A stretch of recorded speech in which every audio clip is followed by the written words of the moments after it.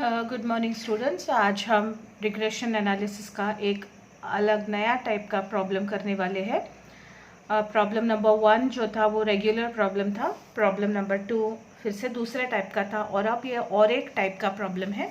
इसमें भी हमें इनकम्प्लीट इन्फॉर्मेशन दी हुई है। जैसे कि हमको प्रॉब्लम नंबर 2 में सिर्फ इन्फॉर्मेशन दी थी, सीरीज़ नहीं दी थी, लेकिन कंप्लीट इन्फॉर्मेशन दी थी। कुछ ही चीज़ें हमको निकालनी थी, जैसे कि कोएफिशिएंट ऑफ कोरिलेशन आर हमने ढूंढ के निकाला प्रॉब्लम 2 में। प्रॉब्लम 3 में और इन्फॉर्मेशन अलग टाइप की दी हुई है। अब हम देखते हैं ये क्या है। इन partially destroyed laboratory records the following results were obtained. Variance of x is equal to 9. Regression equations 8x minus 10y plus 66 is equal to 0 and 40x minus 18y is equal to 214. What are means of x and y, standard deviation of y and coefficient of correlation between x and y. अब ध्यान दीजिए, यहाँ पर हमको regression equations दिए हैं और variance दिया है। रिग्रेशन इक्वेशन जो दिए हैं वो हमें नहीं बताया है कि कौन सा इक्वेशन x ऑन y के लिए है और कौन सा इक्वेशन y ऑन x के लिए है, वो हमको ढूंढ के निकालना है। Only two regression equations are given. Out of it, one is x on y and the other is y on x. We have to identify the equations. अब इसको क्या करने का तरीका क्या है, देखिए। सबसे पहले इस तरह से इक्वेशंस को नोट किया है। ऊपर जो हमको इक्वेशन दिया था वो था 8x minus 10y plus 66 is equal to 0। इस इक्वेशन को हमने इस तरह से लिख लिया, 8x minus 10y is equal to इस 66 को इक्वेशन के उस तरफ भेजा, ये हो गया माइनस 66, इसकी साइन चेंज हो गई। ठीक है। दूसरा equation as it is note किया हमने, 40x minus 18y is equal to 214, 40x minus 18y is equal to 214। अब हमने क्या किया, ये जो हमारा इक्वेशन है उसके 8x के ऊपर हमने लिखा a, 10y के ऊपर हमने लिखा b, 40c के यहाँ हमने लिखा c और 18y के यहाँ हमने लिखा d। मतलब कि a is 8, b is 10, c is 40 and d is 18। a b c d इस तरह से हमने उसको नेम कर लिया। हम नेक्स्ट स्टेप में क्या करते हैं, मल्टीप्लाइंग a विथ d। तो a क्या है 8 और d क्या है 18, तो 8 इंटू 18 इज इक्वल टू 144। और मल्टीप्लाइंग b विथ c, तो b क्या है 10 और c क्या है 40, तो 40 इंटू 10 है 400। फर्स्ट मल्टीप्लिकेशन AD की value I 144 which is less than the second multiplication B into C 400। AD की वैल्यू आई 144 और BC की वैल्यू आई 400। तो ये AD जो 144 है ये BC से कम है ना। इसलिए we conclude that the first equation 8x minus 10y minus 66 is the equation of y on x। जब AD की वैल्यू BC के वैल्यू से कम होती है तो पहला इक्वेशन है जो वो होता है y on x का, और दूसरा जो इक्वेशन होता है वो होता है x on y का। क्योंकि हमारे प्रॉब्लम में भी AD की वैल्यू BC के वैल्यू से कम आई हुई है, इसलिए हमारा जो फर्स्ट इक्वेशन हमको दिया है 8x minus 10y is equal to minus 66, ये हुआ regression equation of y on x। और दूसरा जो इक्वेशन हमको दिया है 40x minus 18y is equal to 214, ये है equation of x on y। ठीक है, यहाँ तक समझ में आ गया। अब इन दो इक्वेशंस की मदद से हम ax और ay मतलब कि मीन ऑफ x और मीन ऑफ y ढूंढ के निकालेंगे। क्या किया है हमने इन इक्वेशंस को नोट कर लिया, 8x minus 10y is equal to minus 66 और 40x minus 18y is equal to 214। ठीक है। अब इन इक्वेशंस को अगर हम देखें, यहाँ पे ये जो माइनस डैश दिया है इसको आप इग्नोर कीजिए। ये इक्वेशन है 8x minus 10y is equal to minus 66 और दूसरा है 40x minus 18y is equal to 214। इन इक्वेशंस को हमको सॉल्व करना है जैसे आप क्लास 7th या 8th में अलजेब्रिक इक्वेशन सॉल्व करते थे वैसे। तो अगर हम इनको देखें तो इक्वेशन सॉल्व करना मतलब क्या, इधर हमको x को हटाना है या y को हटाना है। उनको हटाने के लिए ये जो वेरिएबल्स है x या y, इन दोनों में से किसी एक के कोएफिशिएंट्स हमको सेम करने हैं। तो 10 और 18 के लिए तो हम कुछ नहीं कर सकते, लेकिन अगर हम 8 और 40 इन x के कोएफिशिएंट्स को देखें तो इसको 8 को अगर हम 5 से मल्टीप्लाई करें तो वो हो जाएगा 40। पर क्योंकि ये एक इक्वेशन है हम किसी एक को सिर्फ नहीं मल्टीप्लाई कर सकते क्योंकि नहीं तो इक्वेशन की वैल्यू चेंज हो जाएगी। तो हम पूरे के पूरे इक्वेशन को 5 से मल्टीप्लाई करते। तो यदि हम पूरे इक्वेशन को 5 से मल्टीप्लाई करते तो हमें क्या मिलता है, 8 इंटू 5 मिलता है 40x माइनस साइन 10 इंटू 5 होगा 50y is equal to minus 66 into 5 जो होता है 330। अब ये इक्वेशंस को हम सॉल्व करते हैं। 40x minus 50y is equal to minus 330 और ये जो नीचे का इक्वेशन है जो हमको दिया हुआ था वो हम एज इट इज़ लिखेंगे। 40x minus 18y is equal to 214। अब ये जो इक्वेशन है इसको हम सब्ट्रैक्ट कर रहे हैं, इसलिए इनकी सबकी साइंस हम चेंज करेंगे। जो प्लस 40x है वो बनेगा माइनस 40x, जो माइनस 18y है वो बनेगा प्लस 18y और जो प्लस 214 है वो बनेगा माइनस 214। अब plus 40x minus 40x cut हो जाएगा। यहाँ क्या बच रहा है, माइनस 50y और इधर है प्लस 18y, इसलिए यहाँ हम लिखेंगे माइनस 32y। एक की साइन है माइनस और एक की साइन है प्लस, इसलिए होगा सब्ट्रैक्शन और जो बड़ा नंबर है 50 और 18 में से उसकी साइन लगेगी। तो 50 माइनस 50y प्लस 18y होता है माइनस 32y। और यहाँ पर क्या होगा, माइनस 330 माइनस 214 दोनों की साइन सेम है, इसलिए हम ऐड करेंगे और साइन वही लिखेंगे माइनस 544। तो अब यहाँ पर y के लिए हम इसको सॉल्व करेंगे। y is equal to minus 544 divided by 32। 544 divided by 32, इसका आंसर आ रहा है 17 या 17, इसलिए ay की वैल्यू है 17। अब इसमें से ax की वैल्यू हम कैसे निकालेंगे, तो इसके लिए ये जो ay की वैल्यू हमको मिली है उनको हम किसी भी इक्वेशन में सब्स्टिट्यूट करेंगे। जो ऊपर हमारे पास इक्वेशंस है उसमें से किसी भी इक्वेशन में हम y की वैल्यू सब्स्टिट्यूट करते हैं। तो सपोज हम इस इक्वेशन में सब्स्टिट्यूट करते हैं 8x minus 10 plus 66 is equal to 0, minus 8x is equal to यहाँ पे y होना चाहिए 8x माइनस 10y प्लस 66। ये हमारा पहला इक्वेशन था। देखो 8x minus 10y is equal to minus 66, तो यहाँ पर उन्होंने इधर लाया हुआ है माइनस 66 को और किया है plus 66। 8x minus 10y plus 66 is equal to 0, minus 8x is equal to minus 10y plus 66। क्या किया है, 8x को इधर ट्रांसफ़र किया है और या इनकी जगह है बदल दी है। x को एक तरफ ले लिया है, y को दूसरी तरफ भेज दिया है।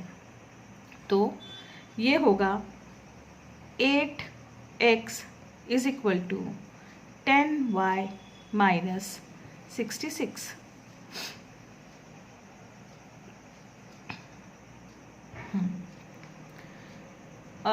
यहाँ पे माइनस साइन लगाने की ज़रूरत नहीं है।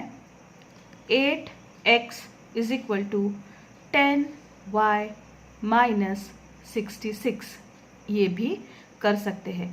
अगर आपको इन साइन से कन्फ्यूजन होता है तो उनकी तरफ ध्यान मत दीजिए, जो मैं बोल रही हूँ उसको नोट कीजिए। इक्वेशन है 8x minus 10y plus 66 is equal to 0। 8x minus 10y plus 66 is equal to 0. 8x is equal to 10y minus 66. 8x is equal to 10y minus 66. 8x is equal to y की value हमको 17 मिली हुई है. 170 minus 66. 8x is equal to 170 minus 66. 8x is equal to 104. x is equal to 104 upon 8 is equal to 13. तो mean of x है 13. Girls, यहाँ पर printing mistake भी है इस एरिया में, और साइंस जो अलग दी है इससे आपको कंफ्यूजन हो सकता है. इसकी एक एक स्टेप मैंने बोली हुई है, उसको नोट कीजिए और उसी हिसाब से उसको समझिए. अब हम प्रॉब्लम के अगले हिस्से की तरफ बढ़ते हैं. हमको निकालना है कोएफिशिएंट ऑफ कोरिलेशन. हमको ऑलरेडी कौन सा इक्वेशन x ऑन y का है और कौन सा इक्वेशन y ऑन x का है वो आ चुका है हमारे पास. तो regression equation x on y हमारे पास आया है 40x minus 18y is equal to 214. इसको सॉल्व किया है कैसे? सब पूरे इक्वेशन को पहले तो 40 से डिवाइड किया हुआ है और दूसरा x को एक तरफ रख के बाकी सबको दूसरी तरफ भेज दिया है. तो ये जो डायरेक्ट ये स्टेप लिखी है इसके पहले की एक स्टेप होगी 40x. प्लीज़ इसको नोट कीजिए. 40x is equal to 18y plus 214. 40x is equal to 18y plus 240. अगली स्टेप है ये x is equal to 18y upon 40 plus 214 upon 40. x is equal to 0.45y plus 5.3y. अब हमको पता है कि जो फॉर्मूला है regression coefficient of x on y वो है x minus a x is equal to b x y into y minus a y. तो यहाँ पे आपको दिख रहा है x minus a x is equal to b x y into y minus a y. तो b x y into y मतलब y का जो, इसको अगर हम ब्रैकेट हटाते हैं तो हमको क्या मिलेगा? B x y into y. इसका मतलब कि y का जो कोएफिशिएंट है वो है बी एक्स वाई. तो यहाँ पर y का कोएफिशिएंट क्या है? 0.45. इसलिए b x y is equal to 0.45. Next हम बी वाई एक्स को ढूंढेंगे, regression coefficient of y on x. तो हम फिर से जो इक्वेशन हमको दिया हुआ है y ऑन x का वो लेते हैं. 8x minus 10y plus 66 is equal to 0. ये देखिए ये 660 नहीं है, इज इक्वल टू 0 है. 8x minus 10y plus 66 is equal to 0. क्या किया नेक्स्ट स्टेप में?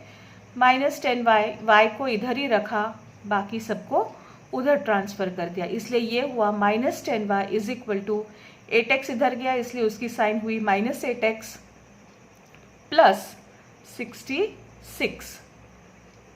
नहीं सॉरी, इसकी भी साइन चेंज होगी माइनस 66.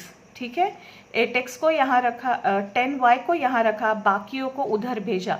इसलिए जो जो उस तरफ जाएंगे इक्वेशन के उनकी साइन चेंज होंगी. 10y यहीं पे है इसलिए उसकी साइन होगी माइनस 10y. बाकी 8x वहाँ गया इसलिए उसकी साइन बनेगी माइनस 8x और 66 भी उस तरफ गया इसलिए उसकी साइन होगी माइनस 66.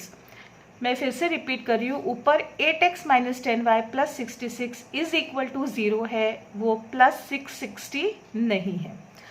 अब इसमें से सारी माइनस साइंस को हटा दिया.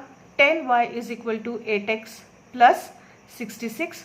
अब y को ही अकेले रखा और 10 को उधर भेज दिया, y is equal to 8x upon 10 plus 66 upon 10। देखो 10 और y इनका मल्टीप्लिकेशन है, इसलिए जब ये इक्वेशन के उस तरफ जाता है तो वो डिवीजन होता है। अगर इस इक्वेशन के इस तरफ कोई और नंबर होता या कोई और वेरिएबल और कोएफिशिएंट होता तो वो अगर उस तरफ जाता इक्वेशन के तो केवल उसकी साइन चेंज होती, लेकिन यहाँ पर 10 इंटू वाई मल्टीप्लिकेशन है, इसलिए जब 10 वहाँ जाएगा तो वो नीचे जाएगा, डिवीजन होगा। तो y is equal to 8x upon 10 plus 66 upon 10, तो y is equal to 0.8x plus 66। तो यहीं पे same y minus a y is equal to b y x into x minus x, ये क्या है, regression equation of y on x। तो इसको अगर हम ब्रैकेट को ओपन करते हैं तो यहाँ पे हमको मिलेगा b y x into x आएगा, है ना। मतलब कि x का जो कोएफिशिएंट है वो बी वाई एक्स है, इसलिए यहाँ पर b y x is equal to 0.8। इस तरह से हमको बी एक्स वाई की वैल्यू मिली, बी वाई एक्स की वैल्यू मिली। अब हम फाइंड आउट करेंगे coefficient of correlation, r is equal to under root of b x y into b y x is equal to 0.45 into 0.8, 0.36 का under root है 0.6, इसलिए कोएफिशिएंट ऑफ कोरिलेशन है 0.6। अब नेक्स्ट हमको निकालना है स्टैंडर्ड डिविएशन। स्टैंडर्ड डिविएशन के लिए फॉर्मूला है standard deviation of x is equal to under root variance of x। Variance of x हमको प्रॉब्लम में दिया हुआ है, वेरायंस ऑफ x है 9, इसलिए standard deviation of x is under root 9 और उसका आंसर आता है 3। Standard deviation of x is 3। Standard deviation of y के लिए हमारे पास दो फॉर्मूले हैं, b x y is equal to r standard deviation of x upon standard deviation of y।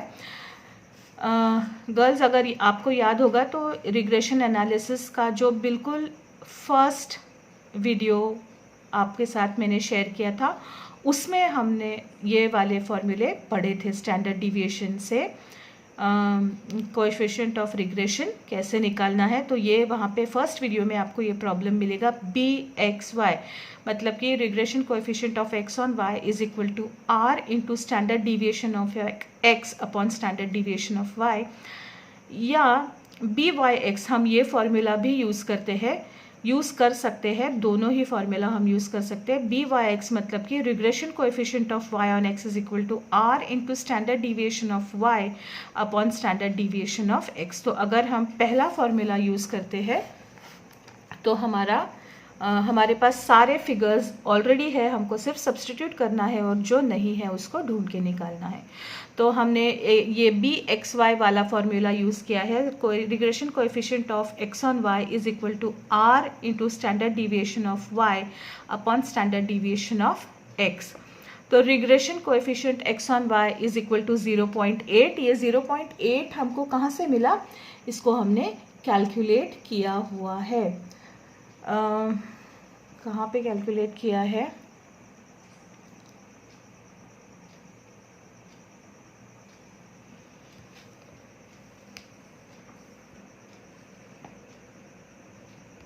यहाँ पे।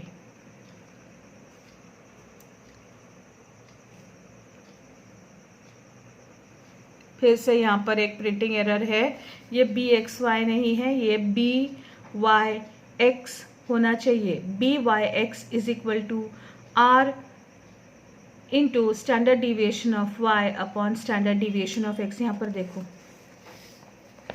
ये करेक्शन किया हुआ है, यहाँ भी करेक्शन कर लो। B y x is equal to r standard deviation of y upon standard deviation of x, तो ये है 0.8 हमने निकाला है ना। यहाँ पर देखो b y x is equal to 0.8, 0.8 is equal to 0.6, ये भी हमने निकाला है। यहाँ पे देखो आर है ना, तो ये 0.6 into standard deviation of y जो हमको पता नहीं है upon standard deviation of x जो है 3।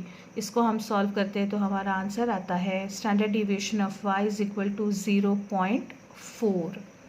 और इस तरह से ये प्रॉब्लम हमने पूरा सॉल्व किया है। इस प्रॉब्लम में कुछ जगह पर प्रिंटिंग मिस्टेक्स थी, साइंस की प्रॉब्लम्स थी, तो हर चीज़ को मैंने आपको वीडियो में समझाया हुआ है, वैसे ही आपके बुक्स में नोट कर लीजिए।